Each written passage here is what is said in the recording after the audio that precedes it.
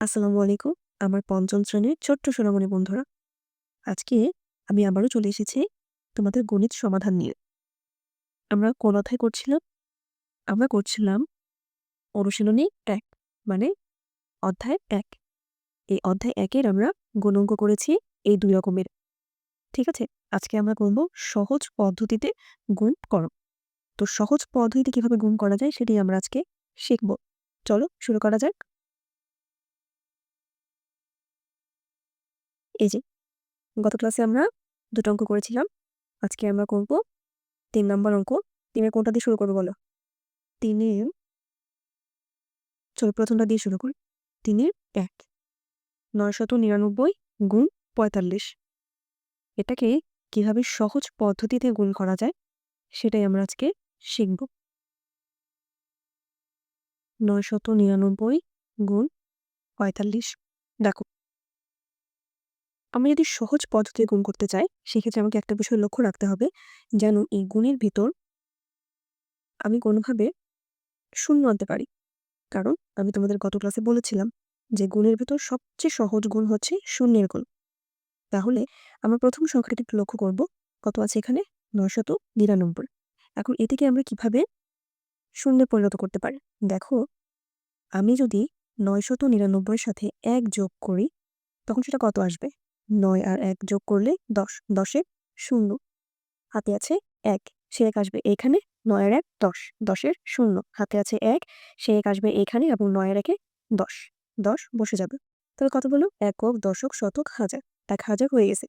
তো এখানে আমার শূন্যের সংখ্যা চলে আসছে। আমি খুব ইজিলি অঙ্ক করতে পারবো। কিন্তু কথা হচ্ছে আমি কি এখানে ১,০০০ লিখবো? না। কেন লিখব না? কারণ আমার উপরে আছে ৯৯৯ আর আমি নিচে এখানে হুট করে ১,০০০ লিখতে পারবো না। অঙ্কের ক্ষেত্রে তুমি মানের পরিবর্তন না করে অর্থাৎ মান অপরিবর্তিত রেখে তুমি অঙ্ক সাজিয়ে লিখতে পারো। এখন আমরা দেখি এই ১,০০০ থেকে যদি আমি ১ বিয়োগ করি তখন কি হবে?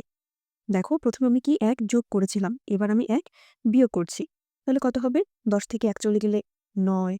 কারণ আমি মনে এখানে ১ ধরেছি, যেহেতু উপরের সংখ্যাটা ছোট তাই মনে ১ ধরেছি, তাই কত হয়েছে? ১০। ১০ থেকে ১ চলে গেলে ৯।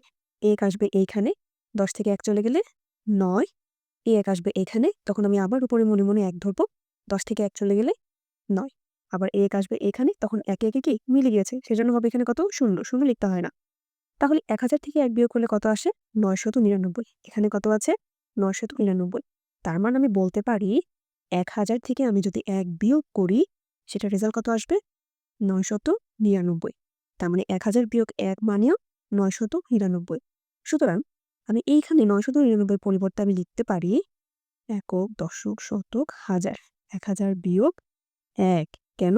কারণ এই ১,০০০ বিয়োগ ১ মানেই হচ্ছে ৯৯৯। আমি বলেছিলাম যে অঙ্কের মান অপরিবর্তিত রেখে তুমি এটিকে যেভাবে মনে চাই সেভাবে সাজিয়ে লিখতে পারো।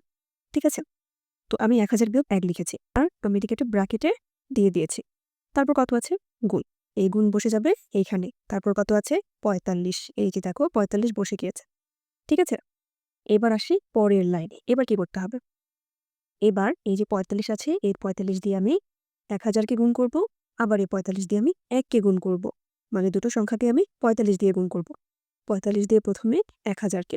দেখো, শূন্যের গুণ কিন্তু সবচেয়ে সহজ গুণ। এটা কিভাবে করবে তোমরা দেখে নাও। কত আছে? ৪৫। আমি এখানে ৪৫ বসিয়ে দিব। তারপর কয়টা শূন্য আছে? ১, ২, ৩। ১, ২, ৩। তাহলে ৪৫ এর সাথে ১,০০০ গুণ করলে কত হবে? ৪৫,০০০ বিয়োগ, যেহেতু এখানে বিয়োগ আছে আমার এখানে কি বসবে? বিয়োগ বসবে। তারপর আমি ৪৫ এর সাথে কত গুণ করব? ১।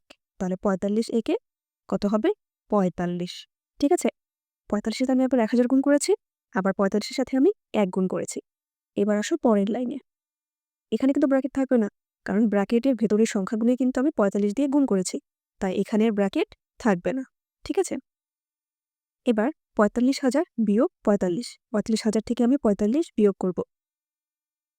৪৫,০০০ বিয়োগ ৪৫। দেখো এখানে কত আসে? ১০ থেকে ৫ চলে গেলে, যেহেতু আমার এখানে কি মনে একটা ১ ধরতে হবে। কেন? কারণ উপরের সংখ্যাটা ছোট। আশা করি এটা তোমরা সবাই জানো। এটা নতুন করে বলার কিছু নেই। যেহেতু তোমরা এখন ৫ম শ্রেণীর শিক্ষার্থী। তো এটা তোমাদের অবশ্যই জানার কথা। ১০ থেকে ৫ চলে গেলে ৫, এ ১ আসবে এখানে ৫। আবার ১০ থেকে ৫ চলে গেলে ৫, এ ১ আসবে এখানে।